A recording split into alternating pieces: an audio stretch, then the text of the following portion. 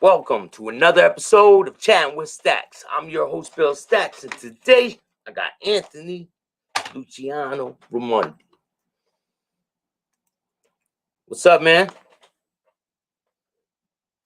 Your speaker's not on.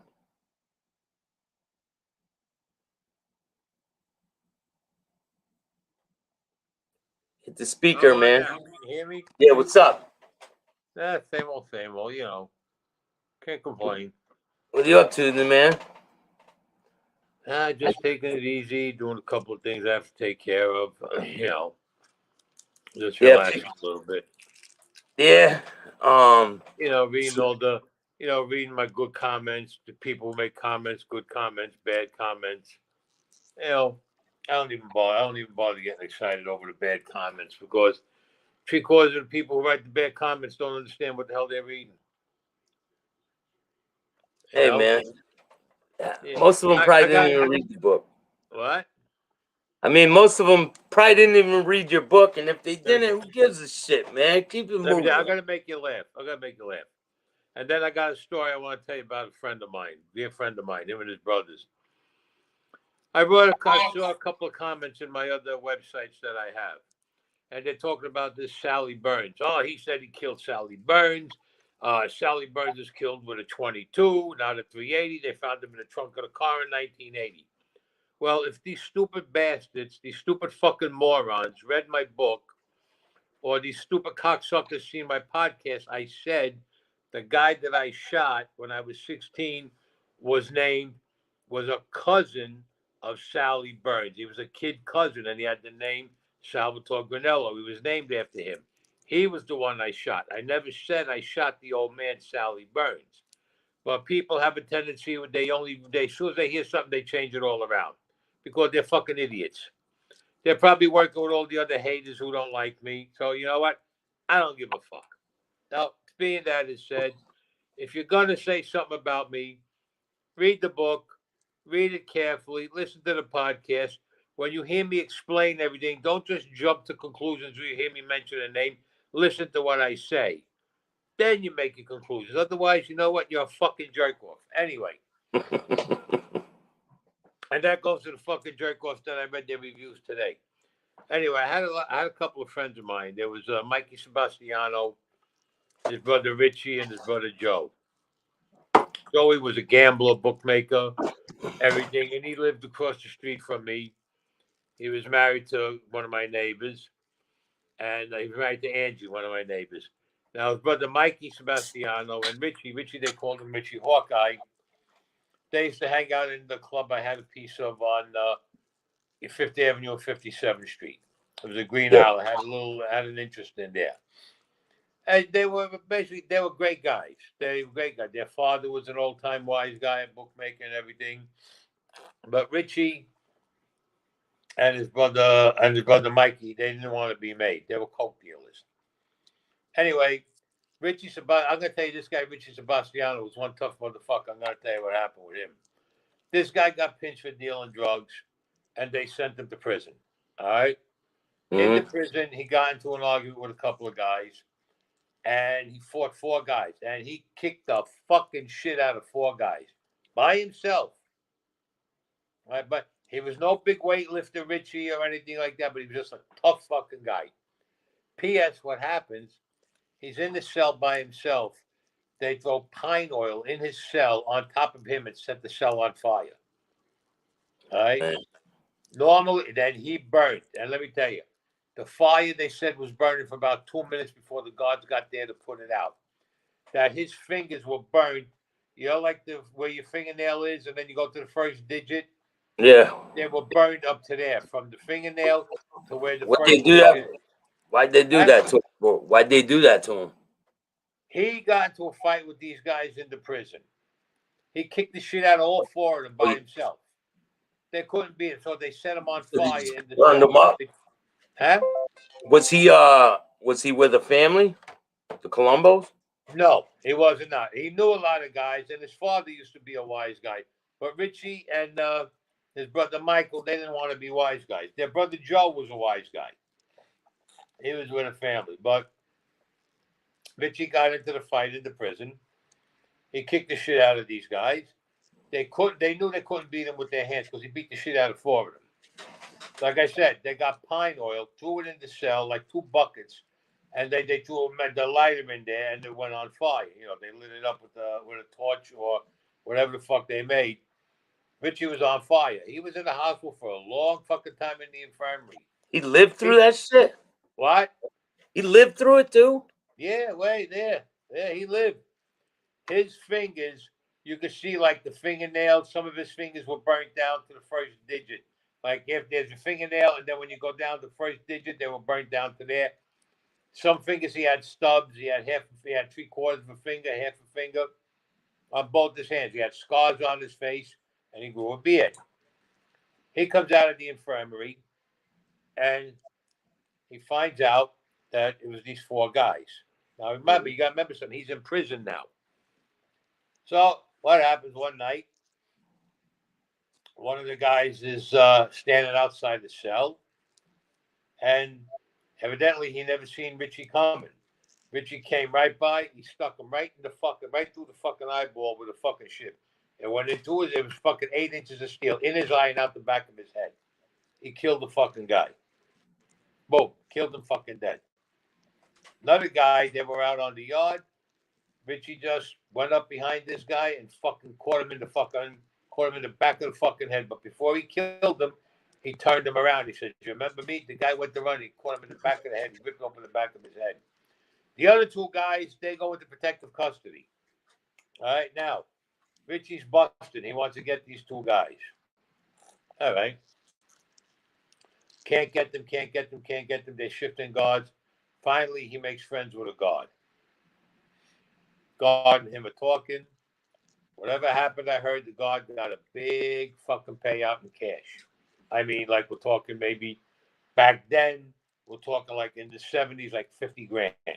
50 grand back then was a lot. It's like about like equal to $250,000 now. You know what I'm saying? Yeah. Yeah. So these 2 guys are they're in protective custody. Richie gets a job in the kitchen, delivering the food to the PC guys. Okay, gets a connection with this guard. Guard lets him come in. Now you're not supposed to open the cell door to where these guys stay in the room. At the door, it's a door. You close it. It's got an opening. You put the plate down. Put the tray on. Slide it in. Yeah, the feeding slot. Yeah. Right. Exactly. The feeding slot. Well, one guy, the door was open, and Richie walks in the cell. Okay, and then a couple of minutes later, Richie walks out of the cell. The next one is like maybe 3 people down from him. He's delivering the food. Richie walks into the next cell. Door is open. Walks in. Now remember, these are the other 2 guys who set him on fire. Walks out. Gives him the food. Next day, they find these guys. One guy, now here's where you're going to live, hung himself, quote unquote. He hung himself. But there was the bars, like where the window is. Yeah. Put the blanket around the bar, around his neck, and he hung himself. But the funny thing is, they're figuring out how could he hang himself when he had his hands tied behind his back. Yeah, obviously. Okay. Yo, that happened to one of my friends got hung, man. Got hung by people. All right. Now you got to think about it this way. The guy's hands were tied behind his back, correct? The sheet was around his neck, around the bars, and they said whoever did it had to pull the sheet up to get him up. And they tied it off. Now, how are you going to do that with your hands tied behind your back?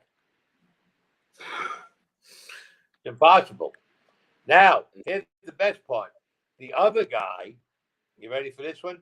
The other guy, he goes into his cell, and they find this guy with a razor blade in his left hand, and his throat was cut. He bled to death. Now, the only problem was with this, they said, the way he was cut, it looks like he was cut from right to left, not left to right. You know what I'm trying to say? No, not right to left, from left to right he was cut. They couldn't figure out how he got that. especially that the guy was right-handed. But here's the clincher, where you're gonna fucking laugh. The guy was partially paralyzed in his left fucking hand. He couldn't even hold a fucking spoon. There was a big investigation, and they pulled Richie in, and he was he was a prime suspect, but they couldn't prove nothing. P.S. Richie gets parole. Now Richie's got a cocaine business, and he's dealing to everybody. Everybody, he dealt to everybody. You name it, How he long dealt was he it. in prison for? I think he did about 7 years on that bit. So he's home. He gets out. Now it's in the 80s. He's coming to the club. He's been dealing coke and everything, and he's dealing all the quote unquote wise guys or wannabe wise guys or up and coming wise guys. They're all buying coke from him. Mm-hmm. All buying coke from him and getting high, which you quote unquote you're not supposed to. But they're all buying coke and getting high. He used to come to the club, him with his girlfriend Gail. And Richie always carried a gun. His brother, and they used to call him Richie Hawkeye because he had something wrong with his eye from the fire. So they called him Hawkeye, but he could still see out of the eye. Anyway, his brother Mikey Sebastiano is there, and Mikey was a good friend of mine. He was dealing and everything. They were doing their thing. So one day, I got into an argument with this guy in the Green Isle. The guy they called him Big Jimmy. Now, not Big Jimmy, my partner. This is a guy, Big Jimmy, Italian guy who was here from Italy. His name was, I don't even know how you pronounce it in Italian, but they called him Big Jimmy. Heavy accent he had. I got into an argument with him, and one thing led to another. The hands went up. We got into a bit of a fight. They broke it up, and the guy threatens me. I says, okay. So I send word out. I want to know who his rabbi is. I'm gonna settle this once and for all. Whoever this fucking guy's rabbi is. He's threatening me with that heavy Italian accent. P.S. Richie Hawkeye hears about this. He says, hey, what's going on? I told him what happened. I said, Richie, no big fucking deal. I get a call the next day to go to a sit down. I was going downtown Brooklyn. All right. I was going down towards, what do you call it, down by the projects down in where the Williamsburg Bank is. I was going over there for this here sit down. And this guy, Big Jimmy, was supposed to show up. The guy, Big Jimmy, never shows. So I said, what the fuck's going on? So he says, Anthony, we don't know. I said, I'm here with you guys. Where the fuck is this guy, Big Jimmy? We don't know. Well, about 2, 3, 4 days go by, no Big Jimmy. 5 days, no Big Jimmy. 6 days, no Big Jimmy. I get called down. What happened to this guy, Big Jimmy? What the fuck do I know what happened to him? I had a beef with him. We went there, we had put up our hands. They broke it up. He threatened me. I come to see you guys to straighten this shit out because otherwise I do what I got to do. Well, after about 8, 9 days, Richie Hawkeye calls me. Goes, come here, let me see you. See you what? He goes, you remember that guy, Big Jimmy, that you had the problem with, Big Jimmy? I said, yeah. He goes, you'll never have a problem with him again. I looked and I said, Richie, what'd you do? Richie turns around. He goes, I want to show you something. He shows me the guy's pinky ring. Richie fucking killed him and buried him somewhere because he had an argument with me, the guy. That's how much this guy was a friend of mine. Waxed the fucking guy. Word never got out that he whacked him, but he waxed the fucking guy and he buries him. You believe this shit? And he kept his pinky. He took his pinky ring off of him. Anyway, Richie came to a bad end. What happened with Richie? Richie started getting to the point where he was getting like really bad, shall we say. No, he had the big business with the coke, but he was putting a lot of coke up his nose also. And he was doing things that he normally wouldn't do. And he always carried a gun. And my understanding was that a hit went out on him. And what happened was they said they got a guy to whack him. They said they got supposedly it was somebody that knew him because they said the guy who whacked him, they found Richie and his girlfriend Gail in the car. They were both shot in the back of the head. Well, he was shot in the back of the head. She was shot in the face. And they said the person who did it was sitting in the back of the car. So Richie only let people that he knew sit in the back of the car, somebody he trusted. So evidently he must have trusted this guy. And the guy popped him, and they said Gail went to put her hand up, and that's how she got shot in the face. The bullets went to her face, and whoever it was got out of the car, and that was it. That was the end of Richie. But they were What year? so What afraid year of was the that? guy. Do you remember what That year was that was? that was August 1988. But here's the A long thing: time ago. they were so, huh? That was a long time ago, man. Yeah, they were so scared of Richie Hawkeye that they got somebody who he was close with, whether they paid the guy off or whatever, that they knew would go in because even other guys who were made guys did not want to go near this guy. Because Richie would have killed you in a heartbeat. He would have seen you coming. He would have popped you right there in the middle of the street. He didn't give a fuck. The Richie always carried a gun on him, because of the coke business. I mean, we had a nice funeral for him. He had a big wake and everything. But I told his brother, I said, "Look, Mikey, best thing you do, let it go." I said, "Your brother knew what he was doing. I know it's your brother." He kept saying he was going to get the guy and kill him, but it never turned out. Mikey never found out who did it. There was a lot of speculation and bullshit, but nothing ever materialized. And then Mikey, he died. I don't remember how many years after him he died, and he had cirrhosis of the liver, Mike, when he died, because he was doing a lot of coke naturally. Plus, he was a dealer, and he was drinking a lot, and he got cirrhosis of the liver, and he passed away also. How prevalent is people doing drugs in that life when you were involved back in the day? How prevalent was it that people A would be lot on of them were drugs? doing, a lot of them were doing drugs, and they were keeping it hush hush. Oh no, we're not doing drugs. They were all getting fucking high. They would make somebody else go and cop for them and bring it to them, somebody who's around them, and they would get fucking high. So what would happen to someone if they got caught? The way the rules were supposed to be, well, if you got caught getting high or selling it. Yeah, either or. Like what? If you got caught getting high, the way the rules were, you would have caught a beating and you would have been warned. And if there had to be a second warning, then you will go. Then you were out. Boom, you were out. They would chase you. If you're not a made guy, they would chase you. If you were a made guy and they had to warn you a second time, then they whack you. Now, if you were dealing the drugs, normally they would have it was supposed to have been a death sentence in the beginning, right away. But being most of the guys who were dealing had the dealers were all related to the boss, underboss, consigliere, the street bosses, the captains, they let them slide. So they Yeah, didn't and hold the rules. they're getting money. They're getting a kickback Right. off it too. Of course. But they didn't hold the rules. But if you were with somebody and your family wasn't involved and you got caught with the drugs, they would whack you. But yet, if your family was involved, then they would give you a pass. You know what I'm saying? Which isn't right. The rules are supposed to be the same for everybody all the way around the board. You don't change the rules, but they always change the rules. I was watching a video today, right? And it said that there was a Spanish guy that got made up in Canada. He said the boss makes the fucking rules. Someone said to him, "Oh, I heard you couldn't be made because you're not Italian." He said, "Who told you that? The boss makes the fucking rules." That's crazy, man. That don't even make sense. Listen to me. The boss runs his family and makes the rules to his family. The rules were, I say they were, years ago, you had to be 100% Italian. Your mother and your father had to Yeah. be. Now they're making guys that are part Polish, part Jewish, part Spanish.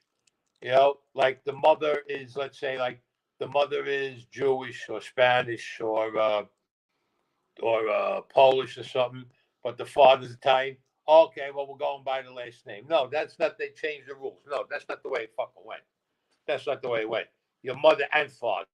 Now, sometimes when the guy's father was either Polish or the mother was Italian, or the mother was, excuse me. Sometimes when the guy's father was either Polish or Spanish or Jewish, what they would do, the mother was Italian. If they liked you, they would change your last name around a little bit, kind of Italian names. Okay, now you can make them.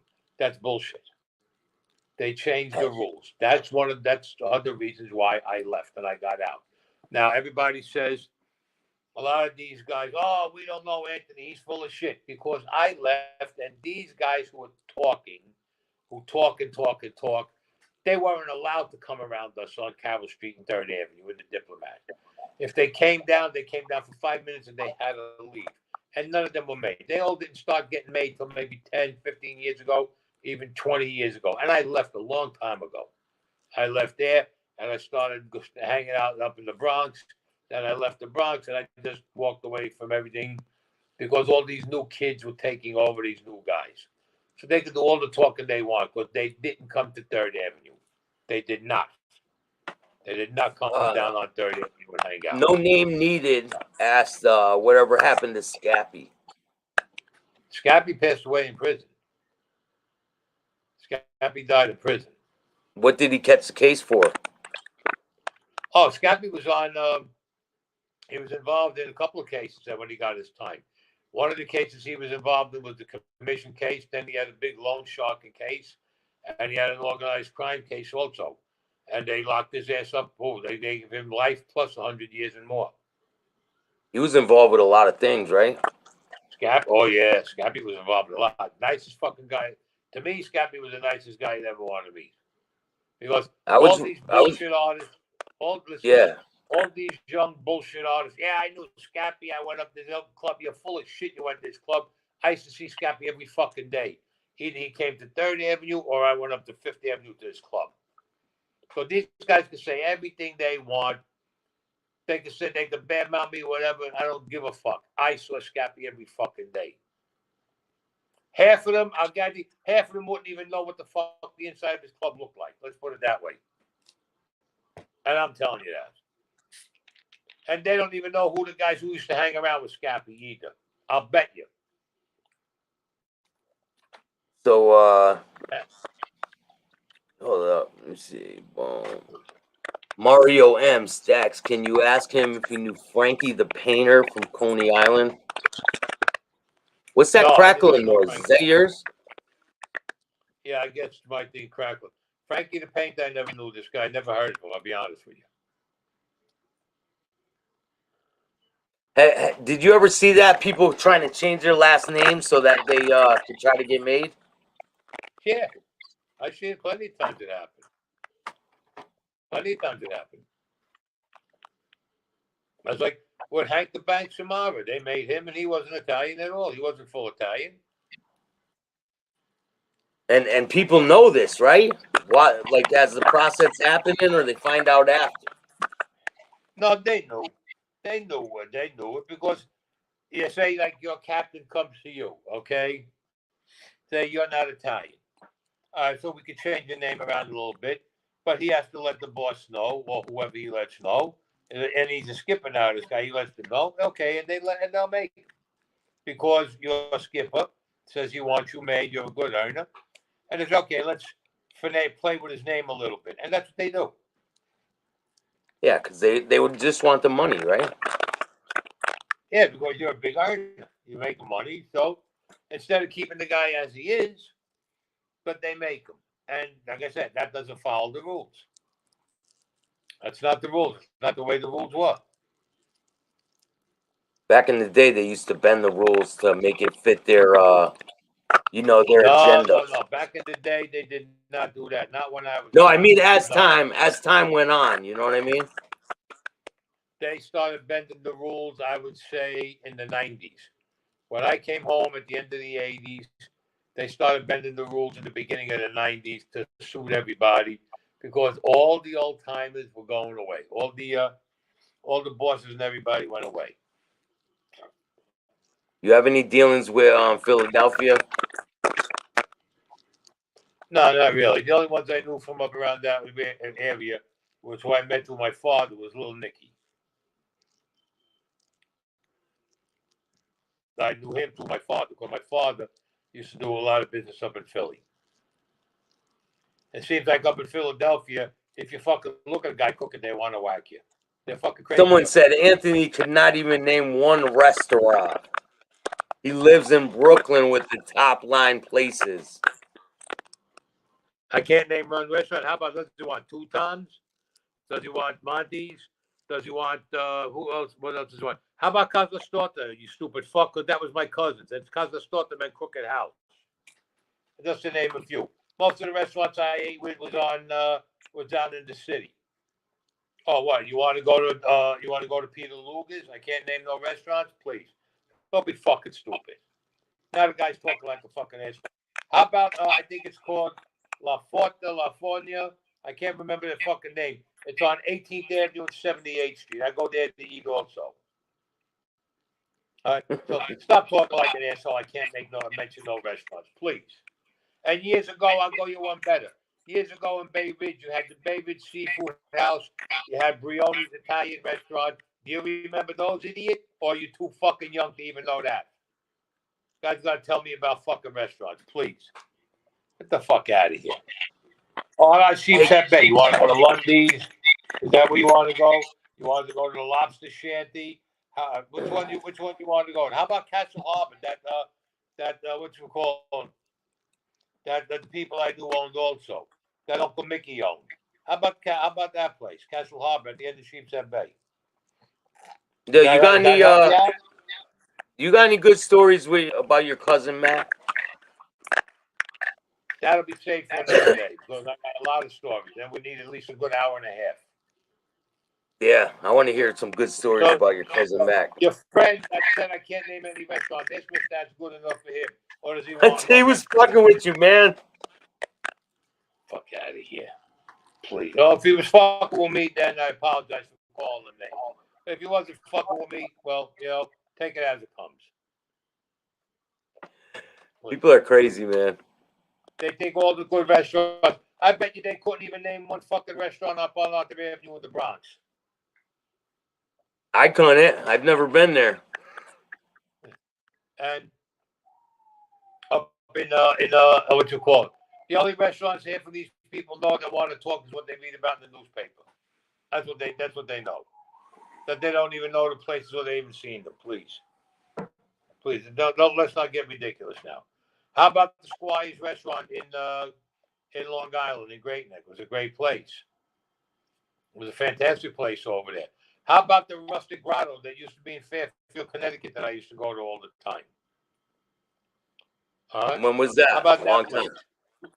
time. Look at the past. I don't even know if it's still up there, but look at the past records. I heard that name before.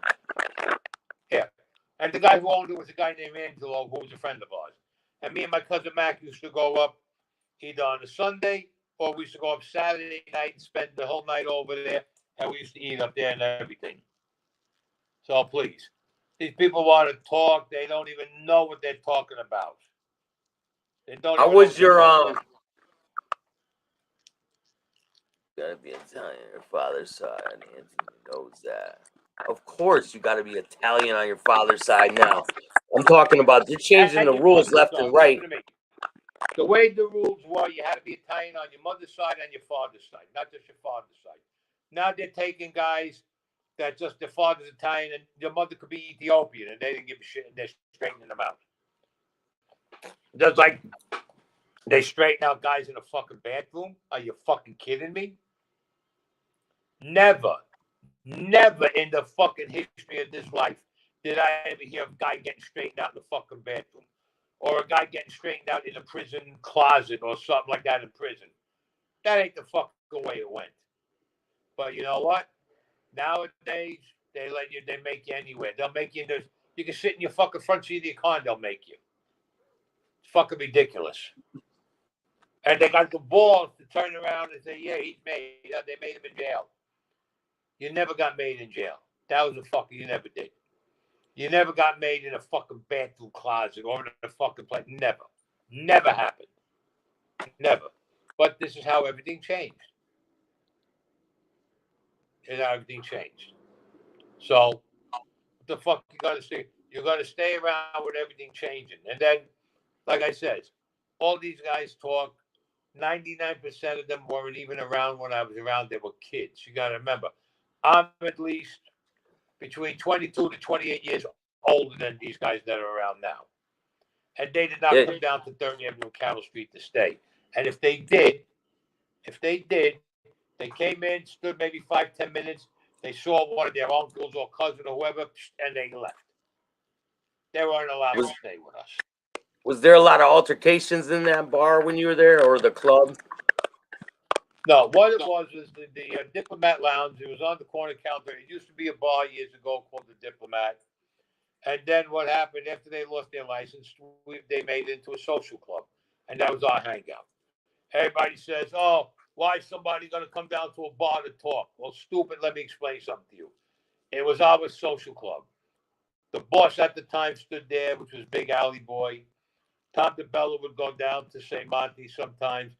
Jerry Lang would stay in the Diplomat also. My cousin Mac, me, Scappy would come down. Quite a few guys. And we met where a lot of guys came in there. A lot of guys used to come in there to see somebody. And, you'd go out and walk around or whatever, do your talking or whatever. Because you really didn't do that type of talking in there because you always figure, you always got to look at it as the place is bugged. So I was they can say whatever they want. I seen a video today with a video about Jerry Lang today, and they said it was the news people talking about him, and they were saying he was a ruthless dude, and he was real like I don't know how to explain it, like just like a real like a mean dude.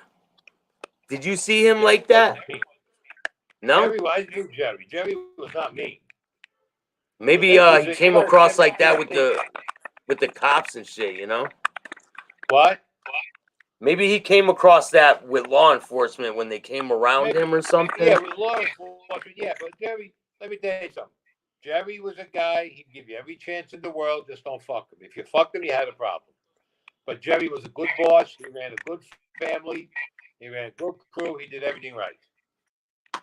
So you got to send me that thing if you have it about what they said about Jerry. Yeah, I will. It's easy to talk bad about somebody when they're dead. It's easy to talk about that when they're dead.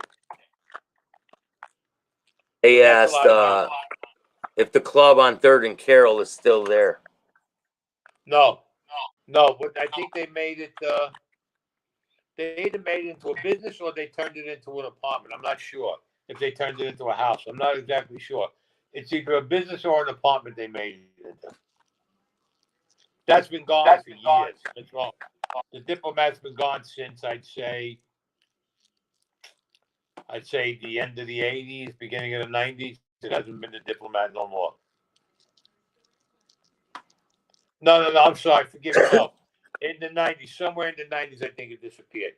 Somewhere in the 90s, yeah, because I was still going down there in the 90s. At one point, there was a ton of social clubs, right?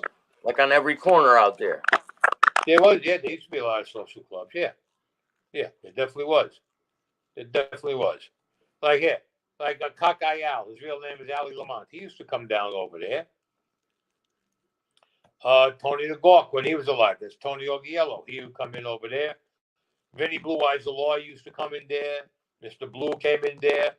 Barry, they all came in over there. We had the guy who used to be with Vinny Alloy. They all used to come in there. So they say, "Oh, nobody came." That's bullshit. These kids don't even know what the hell they were talking about. Thank you, Go to the Streets. I appreciate you, man. Go to the Streets gave me $10. I appreciate you, man. Donation. So, I mean, this is ridiculous what they're saying and what they were doing. People are saying, "You're gonna light that damn cigar." I tell them my nickname is Anthony Cigars or Anthony Shades. I smoke cigars, but I don't smoke in the house. But it's a habit. I always got to have a cigar with me, no matter what. I always have a cigar and puff on, even though it's not lit. When I go out, I smoke. I don't smoke cigars in the house. So, a lot of people keep talking about, "Oh, this dude says he killed the Pope." Can you explain to them? All right, listen. Again, I'm going to explain to it. Okay, so please listen and listen carefully. Learn, first of all, you got to learn what you're reading. I never said I killed the Pope. Okay, I never said that. What I said was this: when the Pope said he was going to excommunicate everybody, my cousins flew in from Rome. They flew into the United States. They saw my grandfather, told him what was going on, and my grandfather said he had to go. Okay? Because the Pope, his last name was Lucana. He was Uncle Lucky's kid cousin. And it was written in stone that he would be the Pope to take care of us when Pope Paul VI died. But instead, he turned against us. He was going to excommunicate everybody and defrock everybody, where we had it all settled. When they came in, they spoke with my grandfather. My grandfather told them he had to go. My grandfather said, "You got to go with them." I said, "Why?" They want you to tell them, how can you, for two reasons. One, how can we do it where he goes peacefully with no violence? And the second reason was that they said that when they die and they go before God, God's going to tell them, you killed one of my popes. And they're going to say, we did, but there was no violence. He went peacefully. We have a witness. And I would be their witness to God so that they could get into heaven or stay in heaven. And my job was to tell him, give him what to do with his tea, to put him to sleep, and what poison to use, and that was it. I did not kill him. I was there when it happened. Now, you got to understand something. Everybody says, oh, you're talking about what you did. You didn't get arrested. Listen to me. All right. What's called Vatican City is called a country within a country. They have their own laws and everything, and there is no extradition. Whatever happens in Vatican City, they cannot bother you for that if you go out of Vatican City. Only Vatican City can bother you for that because they're considered a country within a country. So look up the laws and everything. But I did not kill him, and I'm explaining. I was there when he died. I was there when they put him in the wall. And I told the Vatican, why don't you do this? Get the Pope's body, do a tissue test, or whatever blood's left in him, or bone marrow, and you're going to find traces of the poison and the Valium still in his system. Simple as that. And the Would you take a Vatican lie turned detector? around. Would you take a lie detector test? Yeah. If legitimate people were going to do it, yeah. Let's set it up, man. Now, the Vatican told everybody who went to interview them about this thing that happened with the Pope. The Vatican turned around and told everybody, "Don't come back. We have no comment, and don't come back." Now, meanwhile, last year I believe it was in March, there was a thing done, I believe, on the History Channel about the Pope, and they turned around and said, now they said they suspect foul play in the death of the Pope. All the while before this, they said he died of natural causes. Now, after my book comes out, like 3, 4, 5, 6 to 7 months after my book came out, now the Vatican says we suspect foul play in the death of Pope John Paul I. So you know what? There's your answers, right there. And the Vatican hates me anyway. So you know what? I don't give a shit. I don't have to prove nothing no more because the Vatican just verified everything with that show that they did last year. All the years gone by, they said it was natural causes. But I saw that year, show. I saw that. In March, they said that it was for a suspicion of foul play. My book came out in 2019. In September 2019, the Vatican said this in March of 2020. You know what? If there was any doubt of anybody saying that I was lying, I was wrong, there's my fucking proof right there. And They you want said to know that something? someone said that me, I don't care. Listen, I they don't care think who the believes me. Vatican guard killed him. No, I didn't say the Vatican guard killed him. He's saying no. He's saying that the Vatican thinks the Vatican guard killed him, or something like that. The Swiss guard was involved. I don't know. Everybody knew. Listen to me. Everybody knew the Pope was going to die, and I'll tell you why. Because there were bank accounts in Switzerland with over $1.5 billion in it, and that came from the politicians in Italy, the Swiss Guard, the cops, the Carbonaras, all my cousins that were in the Vatican as cardinals and everything. Now, if he would have excommunicated everybody, he had the wherewithal to take all that money out of Switzerland and put it back in the Vatican where he would have been in charge of it and he would have been spending it and giving it to his people. That's why he had to go. It was over money. That's what it came down to. A lot of people want pictures. Do you have any pictures from back in the day? No, I don't have any pictures from back in the day. I was never big on taking pictures, but like I tell everybody, FBI has God knows how many surveillance pictures the FBI has of me with my cousin, and we're being in certain places and at certain funerals and weddings and parties and everything. They got thousands of surveillance pictures of me.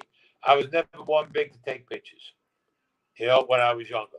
Because like I was told, stay under the radar because I had 2 cases against me already that I did my time. And then I was told, got to stay under the radar no more because if you get a 3rd pitch, you're going to have a big fucking problem. And that's what I did. So that's where it comes down to. Anybody who wants to get their pictures in the paper all the time with this life, you're insane. Because you're drawing more attention to yourself. And what it does, the feds get insulted. Because it's like telling the feds, you're like cursing at the feds. And they're not going to stand for that. What everybody doesn't remember, what you got to remember is this. No matter how much money you have, you could have $1 billion, we'll say. You curse the feds out today, tomorrow, the day after. They can't touch me. I got $1 billion. Yeah, you got $1 billion. But one thing you got to understand, the feds have unlimited resources. Like the word, unlimited, which means if they had to spend $10 billion to get you, they got the money there to spend it to get you. So you can't beat somebody like that. That's why stay under the radar. Do whatever you're doing. That's your business. Stay under the radar, but try to maintain yourself. Don't go around flashing this. Look, you can go out, you can have a nice time. You can go out on the weekend, spend your money, but don't start, flashing and dashing in limousines. And no, that's ridiculous. You're gonna buy a car. You want to buy a brand new car. Make sure you got something behind you to show where the money's coming from. Like, let's say you were down as a union delegate. We're just going to use that as an example. You were down as a union delegate. You're taking home $2,500 a week. You got a bank account with X amount of dollars in it, and you bought yourself a $100,000 car. All right, but you got a bank account with $1 million in it, so you can spend it. But if you're not showing that type of money, and you go and buy a $100,000 car, you're putting a fucking microscope on yourself. You're putting yourself under the microscope. Oh, what are the feds going to do to me? Everybody says. Yeah. Well, you know what? The same guys who say, what are the feds going to do to me? When they get caught, before they even take them to booking or to Federal Plaza, they're giving up information. And they're making deals. There's a lot of informants out there, man. What? And a bunch of the comments said people could say whatever they want, but Anthony didn't rat. That's right, I never did. Let me tell you something. I never ratted on anybody. I never gave up information on anybody. I never wore a wire. I never testified in court. I never signed a proffer like some stool pigeons do. I never did anything like that. Nothing at all like that I did. And like I said before, I went to my friends who were in prison.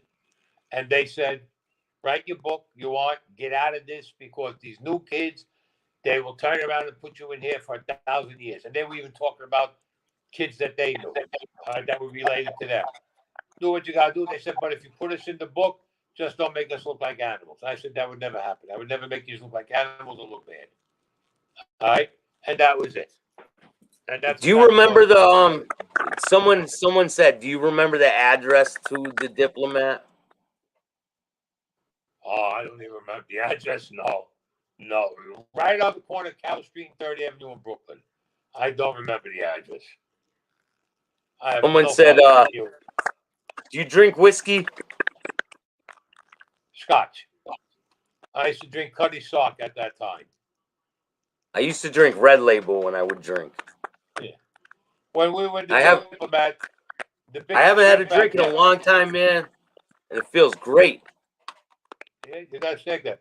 When we were in the Diplomat drinking, the big drink at that time was Cuddy Sock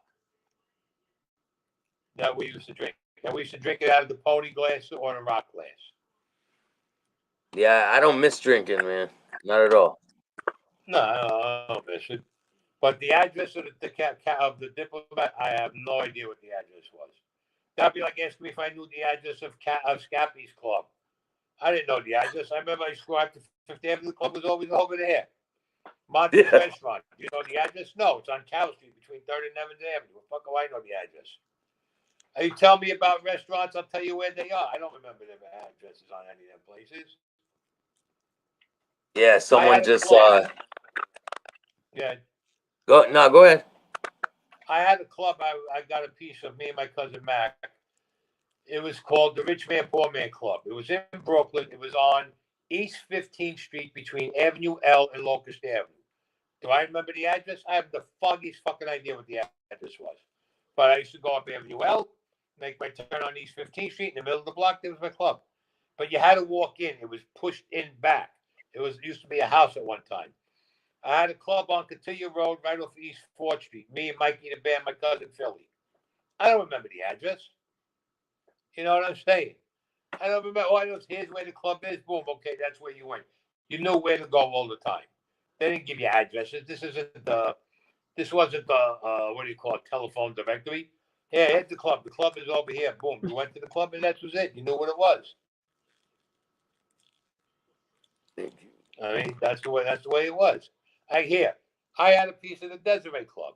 Now, do I remember the address? I have the foggiest fucking idea what it was. Where was it? West 6th Street between Kings Highway and Quentin Road. Twice as nice. It was another after-hour club. Where was it? 18th Avenue, McDonald. I knew where it was. Do I know the address? No. The only one I'm going to make you laugh. The only club that I knew the fucking address to was the 2020 Club, because that was the address. 2020 86th Street. You had to go upstairs. That's the only one I ever knew the address to. I got to tell you the truth. Like Romeo and Juliet's. That was on 18th Avenue above the furniture store at that time. There was a furniture store there. What was the address? I don't know. The guy Frank that we knew owned the furniture store downstairs. You know what I'm saying? Like the Superstar Club. It used to be gazebos. Superstar Club. It was like, I think 60, either 61st, 62nd, 63rd, somewhere around there. 7th Avenue, wherever it was. I didn't know the fucking address. Same thing with the what you call it, with the oh god, the thing when I had the guy Philip Pesco, Saturday Night Fever, 2001 Odyssey. The fuck do I know? I went to 64th Street, 63rd Street. I went over there and I went into the place. There was a place years ago called the Crazy Country Club. It was called the home of warm beer and lousy food. That I think was around 6th or 7th Avenue in the 60s. I don't remember the address. I just used to go there.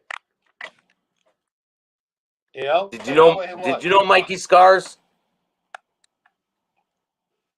The guy Mikey Scars that I knew is not the guy you guys are talking about. I knew the guy that I knew was around. He was with Paulie that time. He was around Paulie Vario. The guy. The guy you're talking about, I think he's with a totally different crew altogether. See, a lot of guys had similar names, like Mikey Scars. You had a couple of guys with that name. You had a couple of guys with the name with Shades. You know, you got all different guys that use the nickname Shades. And a lot of guys had, sometimes if a guy had the same name, like Big Anthony. You know how many fucking Big Anthonys there were in these families? There's like about fucking 20 of them. But when you said Big Anthony, you had to tell them Big Anthony from the Colombos or the Genovese or the Gambino. You had to specify which one, from which family. Oh, Like there's man. Anthony Cigars. There's a bunch of guys. There's probably about 2 or 3 other guys named Anthony Cigars. You got to specify which Anthony Cigars you're talking about. How many different names have you had throughout the years? Holy shit. Let me see. Well, Booby was one that they gave me that nickname after Booby Sorensen because he lived across the street from us on Baltic Street. Then they called me Big Anthony. the leg breaker when I broke the guy's leg in the Green Owl when we had the fight. Then Alley Boy gave me the nickname Pluto when I was on the Lamb, and he used that as like my code name. Then they started calling me Anthony Shades because I always wear sunglasses. That's my style. Then they started calling me Anthony Cigars, and Ali used to tell me that's to confuse everybody. I said, "What are you talking about?" He goes, "If I call you Pluto, they'll know it's you. But if I say Anthony Shades, Anthony Cigars," he goes, "Who the hell are they gonna know we're talking about?" He goes, "So that's how he goes to keep the agents confused like that." And the nicknames they stuck. How many times have you been to the Wimpy Boys social club? Never been to their social club. Never went to their social club. Pastels? Have you ever gone there? Pastels, back in the day, I went there. Years ago, I used to go to Pastels.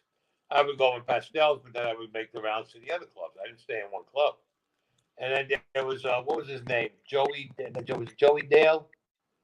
I think it was Joey Dale. He had a place in Bay Ridge. I forgot the name of it.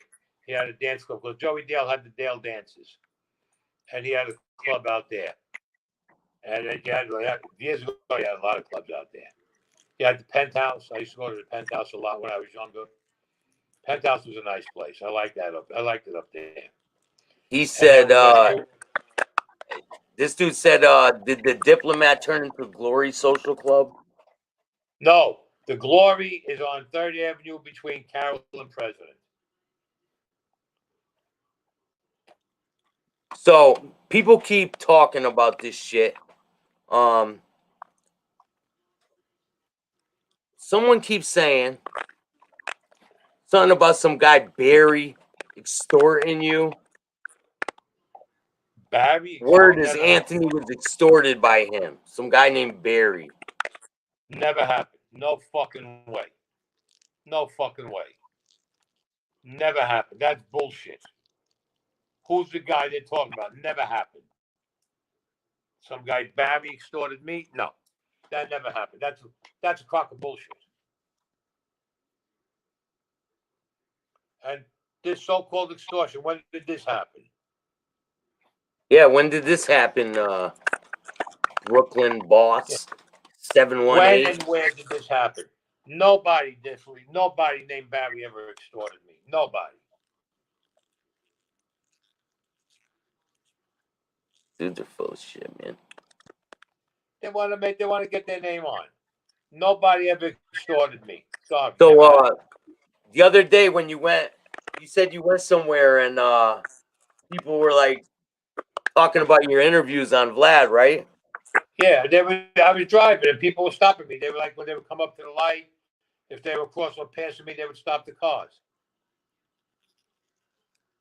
Yeah, it was last week, last Friday.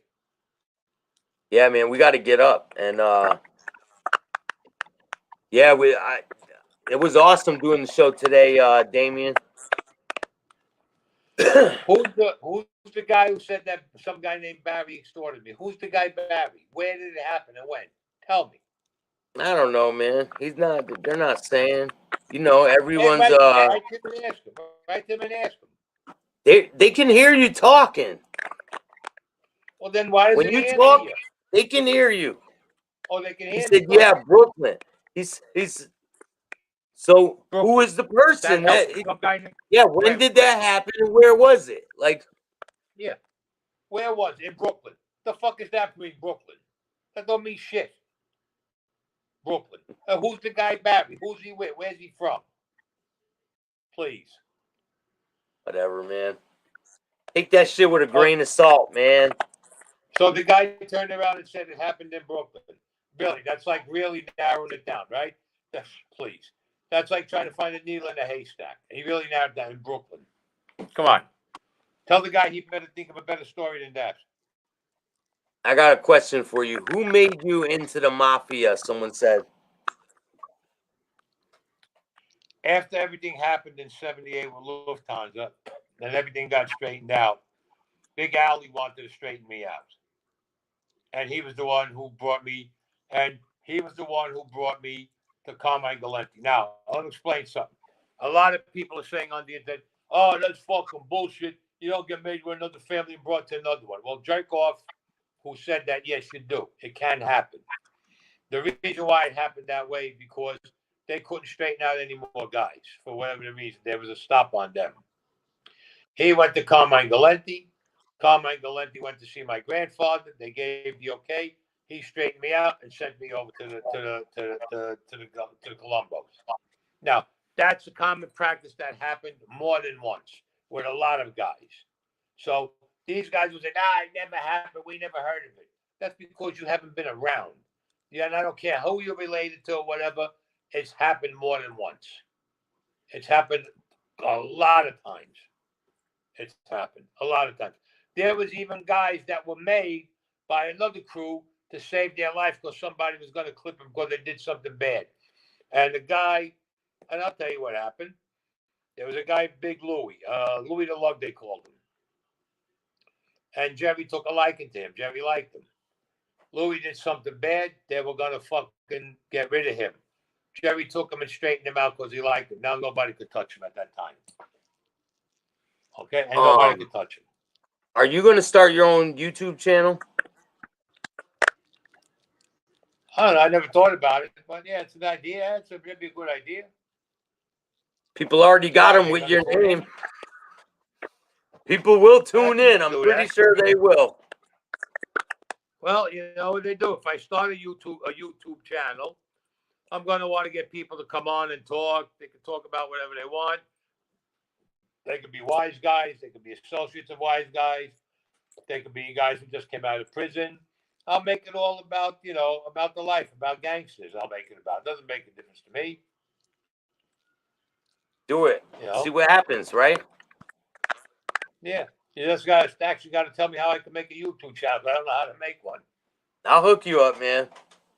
Yeah. So, as a matter of fact, Staxx, you can be my co-host on it. I help you out, man.